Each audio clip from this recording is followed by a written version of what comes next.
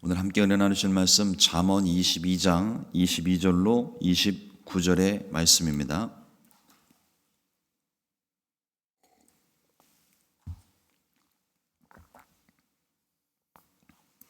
잠언 22장 22절로 29절까지의 말씀 같이 한 목소리로 합독하겠습니다. 약한 자를 그가 약하다고 탈취하지 말며 곤고한 자를 성문에서 압제하지 말라. 대저 야훼께서 신원하여 주시고 또 그를 노략하는 자의 생명을 빼앗으시리라. 노를 품는 자와 사귀지 말며 울문한 자와 동행하지 말지니 그의 행위를 본받아 내 영혼을 올무에 빠뜨릴까 두려움이니라. 너는 사람과 더불어 손을 잡지 말며 남의 빛에 보증을 서지 말라. 만일 갚을 것이 내게 없으면 내 누운 침상도 빼앗길 것이라. 내가 어찌 그리하겠느냐. 내 선조가 세운 옛 지계석을 옮기지 말지니라. 내가 자기의 일에 능숙한 사람을 보았느냐. 이러한 사람은 왕 앞에 설 것이요 천한 자 앞에 서지 아니하리라. 아멘. 오늘 함께 본독한 잠언 22장 22절로 29절의 말씀을 가지고 사랑이 뒷받침된 지혜라는 제목으로 함께 말씀의 은혜를 나누겠습니다. 오늘부터 우리가 보게 되는 말씀은요, 원래 단락은 17절부터 시작을 하게 되는데 솔로몬의 잠언이 아닌 지혜자들의 교훈입니다. 주로 그 내용들이 하나님 중심의 지혜와 또 교훈으로 또 하나님의 자녀로서 가져야 될 모습뿐만 아니라 하나님을 믿지 않는 사람들조차도 거부할 수 없는 바른 길, 정직하고 바른 길, 또 삶의 모습을 우리들에게 가르쳐주고 있습니다. 잠언 22장 19절 말씀에 내가 내게 야훼를 의뢰하게 하려 하여 이것을 오늘 특별히 내게 알게 하였노니 기록합니다. 이 목적을 이야기합니다. 우리에게 기록된 말씀은 하나님을 아는 것과 믿는 것, 그리고 하나님을 의지하게 하려는 것입니다. 단순하게 우리가 성경 말씀을 보고 듣고 배우는 것이 성경적인 지식을 우리가 쌓고자 함이 아닙니다. 하나님을 알아가는 거예요. 하나님을 알고 그리고 그 하나님이 어떤 하나님이 알았다면 전능하신 하나님, 힘이 되시는 하나님, 그 하나님을 이제는 의지하고 붙들고 살라는 말씀을 우리 가운데 주고 계시는 것입니다. 지혜의 말씀을 통해서 하나님을 의지하고 그 말씀에 순종하게 하는 것이 목적입니다. 오늘 총 5개의 주제 말씀들이 있는데 고민을 좀 했어요.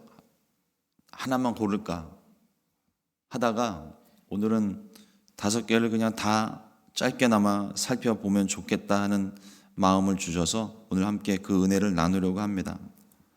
첫 번째, 약자에 대한 압제를 피하라고 말씀합니다. 잠언 22장 22절의 말씀을 보면 약한 자를 그가 약하다고 탈취하지 말며 곤고한 자를 성문에서 압제하지 말라. 이와 같이 가르칩니다. 약한 자는 말할 필요 없이 힘없고 연약한 사람들입니다. 힘이 없고 가난한 사람들. 조금 더 적극적으로 설명을 해보자면 그냥 단순히 힘이 없고 약한 사람이 아니라 스스로 자기를 방어할 수 없는 사람들입니다. 여기에는 유대인이나 이방인의 구분이 없습니다. 이 말씀을 받은 사람은 남녀노소를 불문하고 민족과 혈통을 불문하고 연약한 사람을 만났을 때 그 연약한 사람을 힘으로 누른다든지 힘으로 무엇인가를 빼앗는다든지 권한을 제한한다든지 이와 같은 것들을 하지 말라고 말씀합니다. 그때나 지금이나 부자와 가난한 자, 또 힘있고 힘없는 자로 사람들의 부류가 이렇게 나뉘는 것 같아요. 물론 상대적인 겁니다. 절대적인 어떤 기준을 가지고 있는 것이 아니라 상대적으로 나보다 힘이 센 자, 나보다 힘이 약한 자, 나보다 더 가진 자, 나보다 덜 가진 자. 힘 있는 사람은 연약하고 가난한 자들을 탈취하지 말고 압제하지 말라고 오늘 말씀에 기록되어 있지만, 이것을 행동으로 금지하는 것 이상으로 더 깊은 의미가 있는데, 적극적으로 사랑하고 베풀고 보호하라는 말씀이죠. 그러니까 말씀 속에서는 이것을 하지 말라 하신 말씀이, 보여지는 말씀은 이것을 하지 말라라고 이야기하고 있지만, 그러나 실제적인 의미는 그것을 하지 않고 끝나는 것이 아니라 연약한 사람들, 힘없고 스스로 보호할 수 없는 사람들, 방어하지 못하고 있는 그런 사람들을 그나마 그 사람보다는 조금 더 힘을 가진 내가, 조금 더 권한을 가진 내가, 조금 부유한 내가 그 사람을 적극적으로 돕고 일으키라는 그런 의미로 이 말씀을 우리 가운데 주고 있습니다. 그래서 이스라엘의 율법을 보게 되면 안식일과 안식년과 희년법을 가지고 있는데, 가난한 자들을 위해 떨어진 이삭조차도 그를 빗자루로 쓸듯이 싹싹 끌어담지 말라고 이야기합니다. 그냥 내버려 두라는 거예요. 안식년 같은 경우는요, 1년 동안 그 땅에 아무것도 농사를 짓지 못하게 되어 있습니다. 그냥 휴경제예요. 그러나 우리 주변에 널려있는 들판이나 산들을 보게 되면 그 따로 경작하지 않아도요, 자라는 식물들이 있고, 또 내가 심겨져 있는 그 나무나 어떤 그런 풀들을 통하여서 얻어내는 것들이 있잖아요. 열매들을 얻는 경우들이 있잖아요. 과연 그것이 누구의 것일까요? 안식년이기 때문에 땅을 쉬기 때문에 아무 일도 하지 않았습니다. 수고하지 않은 일에 대해서는 거두지 말라는 거예요. 그리고 수고하지 않고 생겨난 것들에 대해서는 하나님께서 가난한 자와 고아와 과부들을 위하여 그것을 내놓으라고 그랬습니다. 하나님께서 그걸 키우신 거죠. 이거는 연약하고 가난한 자들을 위한, 그들을 구제하고 살리시려는 하나님의 명령과도 같은 것입니다. 오늘날 우리 사회를 한번 보십시오. 옳고 그름을 떠나서 누가 가르치지도 않았는데 강한 사람에게는 약자가 되고 약한 사람에게는 강자가 되는 게 어른이나 아이나 할 것 없이 이게 자연스럽게 흘러 들어가요. 그러나 우리 그리스도인의 기준은요, 강하고 약함에 있는 것이 아니라 옳고 그름에 있습니다. 강자를 떠나 옳은 일은 지지하고 그런 일에 대해서는 바른 소리를 낼 수 있는 것이, 그렇게 살라고 말씀하시는 것이 오늘의 말씀입니다. 그러나 여기 중요한 것 한 가지가 더 있습니다. 고린도전서 13장 3절 말씀에 내가 내게 있는 모든 것으로 구제하고 또 내 몸을 불사르게 내줄지라도 사랑이 없으면 내게 아무 유익이 없느니라. 보여지는 행동뿐만 아니라 사랑하는 마음이 있어야 완전할 수 있는 것입니다.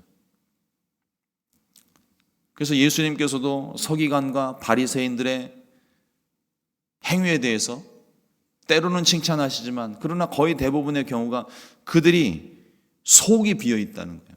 마음이 없다는 거예요. 하나님께서도 이스라엘을 향하여서 진노하시면서 하셨던 말씀이 무엇입니까?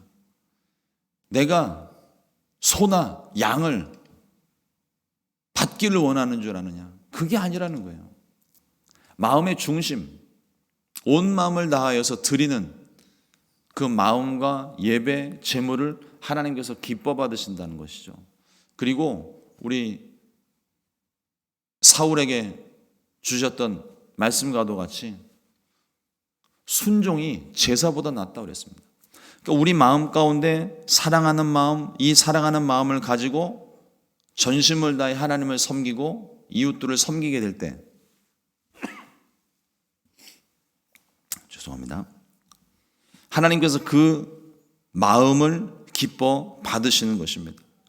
그리고 이어지는 말씀을 보게 되면 힘없고 약한 자들을 위해 하나님께서 반드시 보응하신다고 되어 있어요. 이게 무서운 말입니다. 하나님께서 친히 싸우신다는 것. 그러니까 우리가 내가 힘이 있다고 내가 가진 힘을 함부로 사용하거나 다른 사람들을 억압하는 일에 우리가 그 일을 행하고 그렇게 힘을 사용을 한다면 하나님께서 그 가난한 자와 약자들을 위한 하나님이 되셔서 우리와 싸우시겠다는 거예요. 그러므로 우리가 더욱더 사랑함을 가지고 또 주님께서 우리를 사랑하셨던 것처럼 여전히 죄인이었고 나그네였던 그런 우리들을 친히 사랑하시고 구원하시고 용서하셨던 것처럼 우리도 그와 같은 삶을 살아야 될 줄로 믿습니다. 두 번째로 성급히 노하는 자를 주의해야 합니다. 잠언 22장 24절 말씀에 노를 품는 자와 사귀지 말며 울분한 자와 동행하지 말지니, 조금 오해의 소지가 있을 것 같아서 다른 번역 성경을 살펴보니까 노를 품는 자는 성급한 사람으로 번역을 해놨고 울분한 자는 화를 잘 내는 사람으로 번역을 했습니다. 다시 말해서 감정의 기복이 심한 사람들입니다.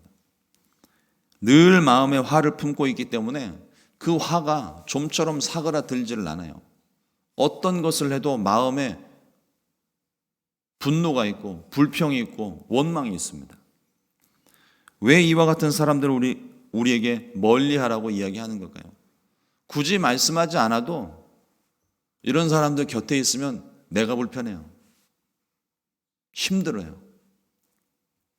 그런데 굳이 동행하지 말고 사귀지 말라고 하는 이유는 그 사람들과 같이 있을 때 그냥 불편한 정도가 아니라 내 마음에 감정의 동요가 같이 일어난다는 겁니다. 화를 잘 내는 사람 곁에 있으면 마음이 늘 불안해요. 언제 터질지 모르니까. 불평을 쉴 새 없이 늘어놓는 사람 곁에 있으면 어느 순간에 나도 모르게 나도 불평을 하고 있어요. 전염성입니다. 확산이에요.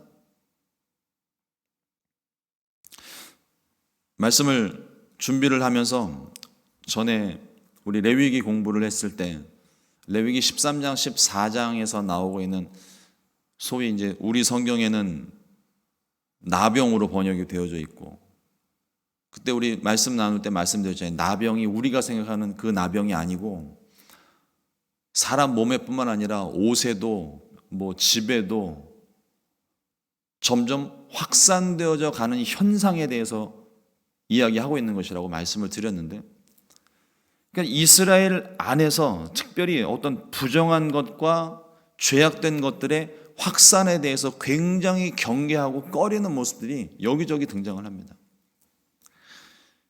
노를 품는 사람, 또 마음에 성급하고 화를 내는 사람, 이러한 사람들이 옆에 있으면요, 그 공동체가 시끌시끌해요. 하루도 잠잠할 날이 없어요. 그리고 그것이 그 한 사람으로 끝나는 것이 아니라 다른 사람들에게 자꾸 확산되어져 간다는 겁니다. 그러니까 이런 관점에서 봤을 때 이 전염성이 강한 성급한 사람과 또 화를 잘 내는 사람들에 대해서 경계하고 있는 것을 발견을 하게 됩니다. 이러한 사람들이 옆에 있으면 그 속에서 처음에는 마음을 지키고 생각을 지켜야 되겠다 다짐을 하지만 어느 순간부터 벌써 물들기 시작합니다. 나도 같이 조급해지고 나도 같이 화를 내고. 한국을 다녀오신 분들은 그걸 아마 제가 하는 이야기가 뭔지 금방 아실 수 있을 것 같아요. 이 미국에서 생활하는 동안에는요, 급할 게 없잖아요. 천하태평입니다. 미리미리 준비하고 다른 사람들도 다 준비하고, 그러니까 천하태평, 미리미리 준비하니까 급할 것도 없고 화를 낼 일도 없고, 차를 운전할 때도 어떤 게 이유였는지는 모르겠지만 끼어들기를 해도 그냥 다 양보하고 비켜주고 깜빡이 켜면 넣어주고 세상 편하게 살다가 한국을 가면요, 미국에서 10년을 살았든 20년을 살았든 상관없는 것 같아요. 옆에 사람이 빠르게 가면 나도 같이 빨라집니다. 내 일정 바쁘지 않아요. 근데 옆에 사람이 바쁘게 움직이니까 나도 같이 바빠지는 것 같아요. 내 마음이 불편해요. 그런데 어느 순간에 보면 나도 같이 그들과 같은 보폭으로 걷고 있고, 여기서 운전하는 동안에 방향지시등을 켜고 들어오는 사람들이 있으면 10명이고 20명이고 다 넣어줬는데 한국 가면 이상하게 넣어주면 안 될 것 같은 느낌이 자꾸 들어요. 내 마음이 갑자기 나빠진 걸까요? 그냥 흐름 자체가 빨라진 거예요. 여기서 뒤처지면 마치 내가 도태되는 것처럼, 지금 아니면 안 될 것처럼 막 그렇게 정신없이 움직이는 저의 모습을 보곤 합니다. 그러다가 다시 미국으로 와요. 그러면 언제 그랬냐는 듯이 마음에 평안함이 옵니다. 세상이 이렇게 편안할 수가 없어요.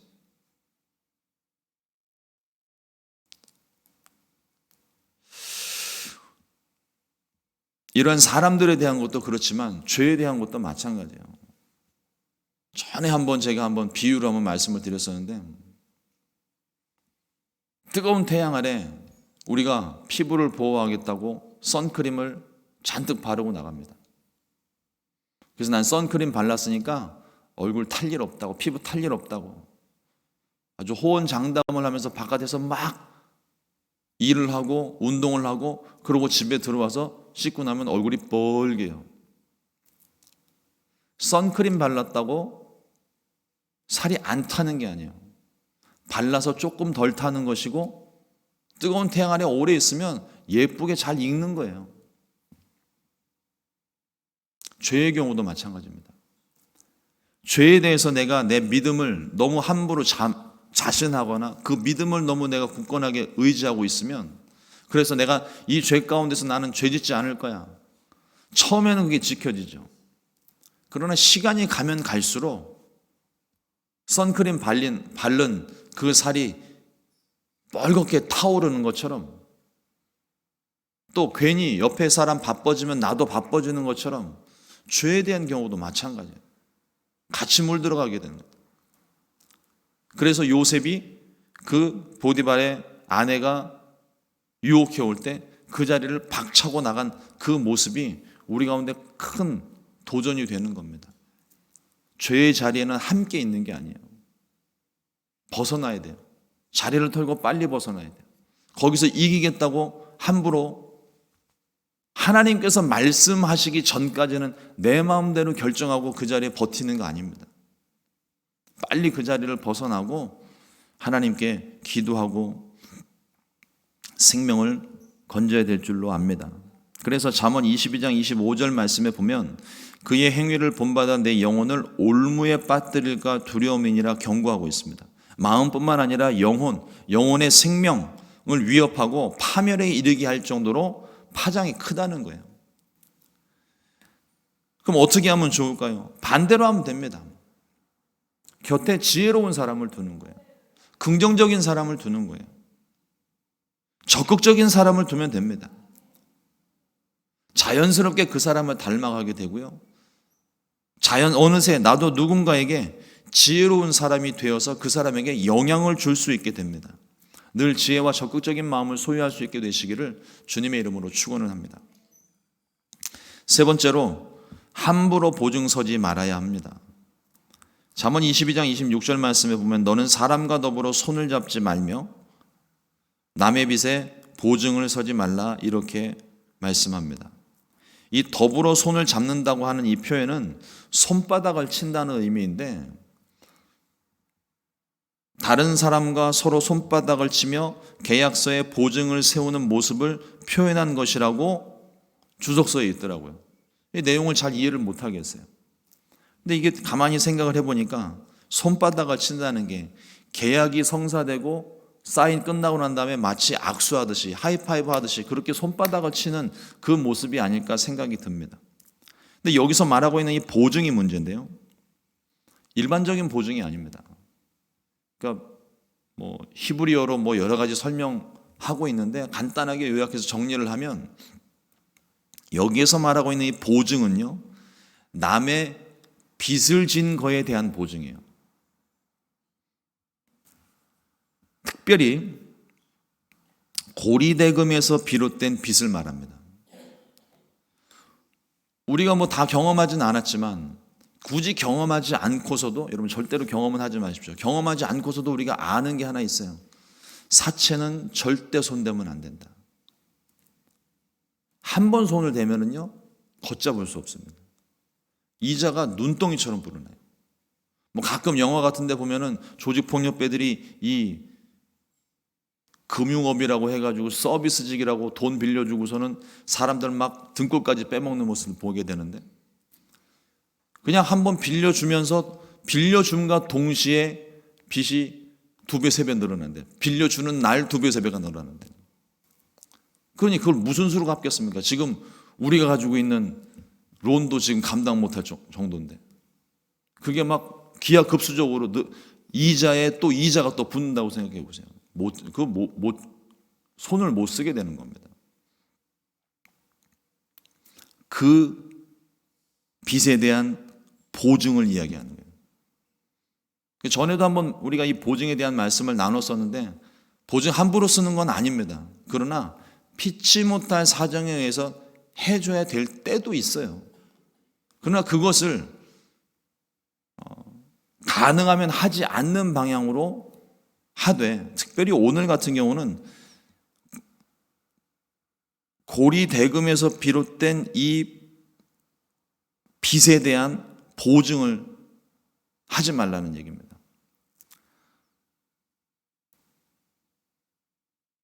할 수만 있으면 보증은 서지 않는 것이 좋지만, 피치 못할 사정으로 보증을 서야 하는 경우라면 신중하게 검토하고 2번, 3번 검토하고 10번도 더 검토해서, 특히나 이 고리대금으로 생긴 빚은 위험부담이 너무 크기 때문에, 오늘 말씀에도 보면은 아무리 부자라 할지라도 여기 침상을 빼앗긴다라고 이야기하는데, 이 당시에 침상을 가지고 있다는 거는요, 뭐 우리로 치자면은 방이 5개, 6개 되는 집에 사는 사람들 수준인 거예요. 굉장히 부자라는 거죠. 부자조차도 그걸 감당 못해서 침상까지 다 빼앗긴다는 거예요. 그럼 어떻게 하면 좋을까요? 보증을 서지 말라고 하는데 도와달라는 사람들은 있고, 보증을 서지 마십시오. 그냥 주십시오. 보증을 서서 어떤 연대 책임을 묻는 그런 위험을 차단하시고, 차라리 그 사람에게 내가 있는 여유 자금을 주고 받을 생각도 하지 마세요. 주고 끝내십시오. 그렇지 않다면 정중하게 사양을 하시고, 차라리 돈을 주고 잊어버리는 게 낫지, 이거 내가 감당할 수 없는 일입니다.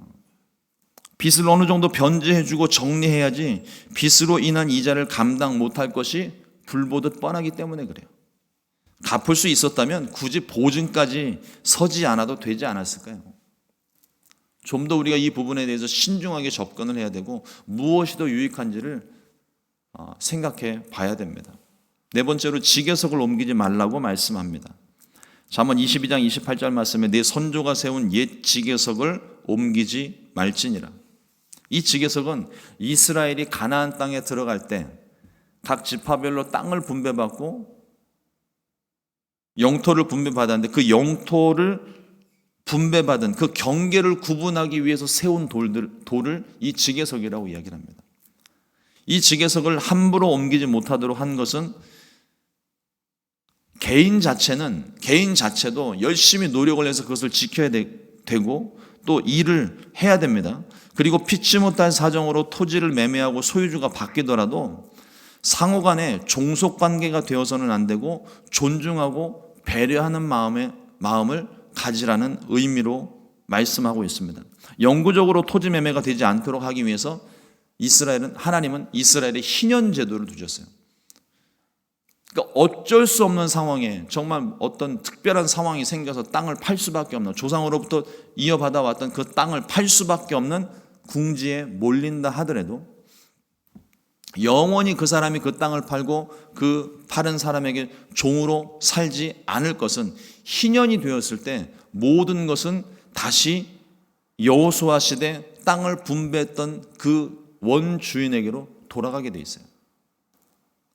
그러니까 어떤 순간의 실수, 또 한 사람의 실수로 인해서 가족 모두가 그 자손 대대로 누가 누구의 종이 되고 주인이 되는 그런 주종관계를 이야기하는 것이 아니라, 그 주종관계를 가질 것이 아니라, 피치 못할 사정에 의해서 그렇게 됐다 할지라도 희년이 되면 다시 원주인에게로 돌려주고 사랑을 베풀고 그 주종 관계가 혹시 계약적으로 맺어졌을지라도 다시 원 땅으로 그리고 원래 있던 자리로 돌아갈 사람이기 때문에 함부로 그 사람을 대하지 못하게 된다는 거죠.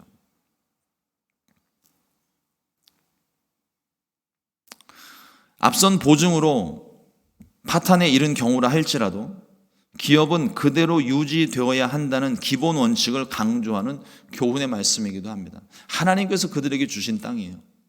하나님께서 나누어 세우신 땅입니다. 그것을 사람이 임의로 혹은 실수로 그것이 옮겨질 수 없다는 것을 분명하게 가르쳐주고 있는 말씀입니다. 다섯 번째로 맡은 일에 최선을 다해야 합니다. 22장 29절 말씀에 내가 자기 일에 능숙한 사람을 보았느냐 이런 사람은 왕 앞에 설 것이요 천한 자 앞에 서지 아니하리라. 당연한 권면 아니겠습니까? 자기 맡은 일에 성실한 사람이 성공하기 마련입니다. 1만 시간의 법칙이라는 것이 있습니다. 들어는 보셨을 것 같아요. 심리학자 말콤 글래드웰이 발표한 법칙인데요. 하루 3시간씩 10년을 노력하면 한 분야에서 천재가 될 수 있다는 이론입니다. 꼭 그렇게 되지는 않더라도 하루 3시간씩 10년이면요 누구나 다 전문가가 되게 돼 있어요. 아무리 힘든 일이고 아무리 어려운 일이라 하더라도 10년 전보다는 10년 후가 훨씬 더 전문가 수준으로 바뀌어 있지 않겠습니까? 약간의 여기에 대한 반론도 있습니다. 가지고 있는 원래적인 기본적인 재능이 있어야 그것도 나을 것이고 무턱대고 똑같은 일을 반복한다고 전문가가 되는 것이 아니라 어떻게 하면 좀 더 잘할 수 있을까 노력하고 생각하고 그래야 된다는 여러 가지 많은 반론들이 있지만 대체로 10년 정도 한눈 팔지 않고 성실하게 노력을 했다면 전문가 수준의 지식과 기술을 얻지 않겠습니까? 10년까지는 아니더라도 10년 조금 덜 되게 성전을 수리를 하고 집을 이래저래 고치다 보니까 나름 예수님의 성품을 닮아 목수의 재질을 좀 가진 것 같아요. 전문가까지는 아니더라도 그 전보다는 훨씬 더 나은 모습이 되지 않겠습니까? 고린도전서 4장 2절 말씀에 그리고 맡은 자들에게 구할 것은 충성이라고 말씀을 합니다. 하나님께서 우리에게 각 사람에게 맡기신 사명이 있어요. 그 사명에 대해서 우리의 모습은 그 사명을 대하는 우리들의 모습은 마음가짐은 충성입니다. 순종입니다. 성실함으로 그 사명을 감당해야 되는 거예요. 하나님께서 우리에게 열매를 기대하시는 것이 아니에요. 순종을 원하시는 겁니다. 제가 지난 10년 조금 넘게 이민 목회를 하면서 제가 얻었던 가장 큰 교훈 중에 하나가 바로 그거예요. 주의 종들이 열심히 하면 교회가 부흥할까요? 안 하는 것보단 부흥할 겁니다. 그러나 하나님께서 제게 맡기신 그릇이 있어요. 제게 맡기신 사명이 있습니다. 큰 교회로서의 사명, 작은 교회로서의 사명이 아닙니다. 내게 맡기신 영혼 한 사람 한 사람에 대하여 내가 최선을 다하는 것, 순종하는 것. 그러면 그 과정으로 내가 노력을 할 때 하나님께서 내게 많은 것을 맡긴 것이 아니라 한 영혼을 내게 맡기셨다면 저는 그 한 영혼 구원한 것만으로 하나님께 충분히 칭찬받을 자격을 가지고 있습니다. 근데 우리 사람들의 기준이 뭐예요? 왜 한 명만 구원하냐는 거죠. 100명을 구원해야지, 1000명을 구원해야지. 그게 성공한 거라고 함부로 세상의 기준으로 교회를 판단하는 일이 너무나도 많습니다. 교회는 그렇게 판단되는 게 아니에요.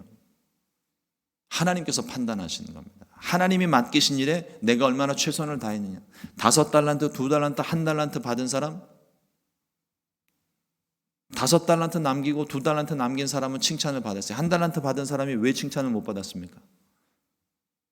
호칭에 나와 있잖아요. 이 악하고 게으른 종아. 일을 하지 않았다는 거예요. 일을 하지 않았으니까 열매가 없는 것이죠. 만약에 그 사람이 성의껏 최선을 다하고 순종했다면 주인이 종의 재능을 보고 그의 합당한 달란트를 맡겼다고 전제가 되어져 있어요. 합당한 달란트. 저와 여러분들에게 맡기신 그 사명이 그 달란트입니다. 내게 맡기신 사명이 무엇이 되었든 사람들이 알아주든 안 알아주든 그게 중요하지가 않은 거예요. 내게 맡기신 일이 비록 작은 일일지라도, 아무도 거들떠보지 않는 일일지라도, 다른 사람들이 손가락질하고 저 사람 실패한 사람이라고 비웃는다 할지라도 하나님이 내게 맡기신 일이 그 일이라면 더 욕심부리지 않고 그 일에 순종하고 충성하는 것이 우리 모두의 책임입니다. 의무예요, 그건. 하나님께서 우리에게 맡기신 일들에 대해 최선을 다해 순종하는 것을 하나님이 기뻐하십니다. 반드시 열매 맺게 하십니다. 저와 여러분들은 세상에서 그리스도인으로 살아갑니다. 그러므로 세상 누구보다도 우리는 더 지혜로워야 하고 더 신중해야 하고 더 성실해야 됩니다. 하나님께서 우리와 함께 하시기 때문입니다. 오늘 말씀을 5가지 말씀을 보면서 2가지 마음을 저에게 허락을 해주셨는데, 하나는 사랑이 있어야 된다는 거예요. 지혜조차도 사랑이 근거가 돼야 된다는 겁니다. 사랑이 없는 건 아무 의미가 없어요. 내가 가진 지식과 경험, 그 지혜로 다른 사람을 함부로 판단하거나 정죄하는 일, 하나님이 그걸 기뻐하지 않으십니다. 사랑하는 마음이 필요하고요. 2번째로 모든 일에 우리는 신중해야 됩니다. 지금 5가지 이야기를 나누는 동안에 전부 다 신중하게 다시 생각해 보라는 거예요. 그동안 우리가 해왔던 일들에 대해서도, 너무나도 자연스럽게 관행적으로 관습적으로 해왔던 일들에 대해서도 그냥 남들이 하니까, 지금까지 우리가 해왔으니까 그렇게 그냥 무턱대고 따라가는 것이 아니라 신중하게 검토하라는 거예요. 우리가 주의 말씀을 따르는 일에도 마찬가지입니다. 신중해야 돼요. 그냥 교회의 전통이니까, 그냥 지금까지 이렇게 흘러왔으니까 무턱대고 따라가는 게 아닙니다. 주의 말씀을 보고 이 말씀의 기준에서 뭐가 잘못됐다면 우리가 그것을 깨닫고 그것을 바꿔야죠. 주님 말씀하신 대로 바꿔야죠. 그 원하시는 뜻대로 우리가 그것을 변화시키고 새롭게 하는 것. 하나님이 그걸 기뻐하시는 거죠. 하나님께서 오늘도 우리에게 이 사랑이 뒷받침된 지혜를 말씀하십니다. 그 지혜로 오늘도 하나님을 기쁘시게 해드리고 우리의 삶 가운데 놀라운 은혜가 있게 되기를 주님의 이름으로 축원합니다. 기도하겠습니다. 하나님, 많은 말씀들을 나누었지만 그 가운데서 우리 가운데 들려주시는, 깨닫게 하시는 분명한 주의 음성이 있는 줄 압니다. 주님, 우리가 그 음성을 들을 수 있게 해주시고 깨달을 수 있게 하여 주시옵소서. 무엇보다 하나님, 주님을 믿으며 우리가 선한 일들을 행하게 될 때 하나님, 우리 마음 가운데 모든 일에 사랑이 있기를 원합니다. 너무나도 당연한 일이지만, 너무나도 분명한 일이지만, 그럼에도 불구하고 우리 마음 가운데 사랑을 가지고 지혜롭게 행동할 수 있도록 은혜를 베풀어 주시옵소서. 또한 하나님, 모든 일에 우리가 성실할 수 있기를 원합니다. 그리고 신중할 수 있기를 원합니다. 하나님, 오늘 하루 우리의 생각과 마음 속에 이 사랑과 신중함을 가르쳐 주시고 주님을 기쁘시게 해드리는 귀한 삶을 살게 역사하여 주옵소서. 오늘 내가 만나는 모든 사람들 가운데 주님, 사랑이 필요한 사람들을 만날 때 하나님, 우리가 주저하지 않게 도와주시고 적극적으로 그들을 섬기고 사랑하고 구제할 수 있도록 우리에게 믿음과 용기를 허락하여 주시옵소서. 오늘도 이 새벽에 주님 앞에 가지고 나온 모든 기도의 제목들 가운데 하나님께 아뢰을 때에 하나님 들으시고 응답하여 주시옵소서. 육체의 연약함으로 기도하는 우리 성도님들 주님 치료하여 주시고 고통을 제거하여 주시옵소서. 오늘도 주께서 우리 가운데 함께 하심을 감사하옵고 예수님의 이름으로 기도드렸습니다. 아멘. 주님과 주기도